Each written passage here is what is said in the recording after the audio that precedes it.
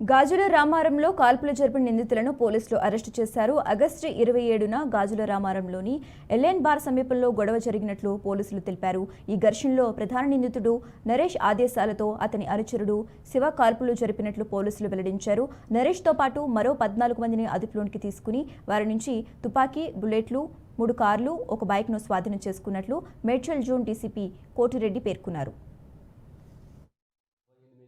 29 interviewing నైట్లో జీడిమెట్ట police station పరిధిలో ఉన్నటువంటి ఎల్ఎన్ బార్ దగ్గర, బార్ అండ్ రెస్టారెంట్ దగ్గర జరిగినటువంటి గొడవలో దాదాపు 15 మంది నేరస్తుల్ని అదుపులోకి తీసుకొని ఈరోజు వాళ్ళని రిమాండ్కి పంపించడం జరుగుతుంది. ఇందులో వివరాలు చూస్తే పూర్ణిమ, అజయ్ చంద్ర అండ్ గౌతమ్ వీళ్ళు ముగ్గురు కూడా మల్లంపేట నుంచి గాజుల రామారంలో వెళ్తున్న క్రమంలో వాళ్ళ బైక్ పెట్రోల్ అయిపోవడంతో ఆ ఎల్ఎన్ బార్ దగ్గర ఉన్నటువంటి వెహికల్లో పెట్రోల్ తీసుకునేటువంటి క్రమంలో ఆ బార్ సంబంధించిన వాళ్ళు చూడడం, అడ్డగించిన క్రమంలో వీళ్ళు తిరగబడి వాళ్ళ మీద గొడవ పడటం.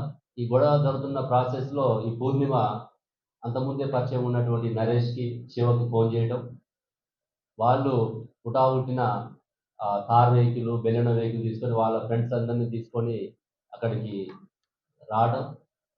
రావడంతో పాటు అప్పటికే నరేష్ దగ్గర ఉన్నటువంటి ఒక కంట్రీ మేడ్ పిస్టల్ని, అనాథరైజ్డ్గా లైసెన్స్ లేకుండా ఉన్నటువంటి పిస్టల్ని అతని స్వాధీనంలో ఉంటుంది.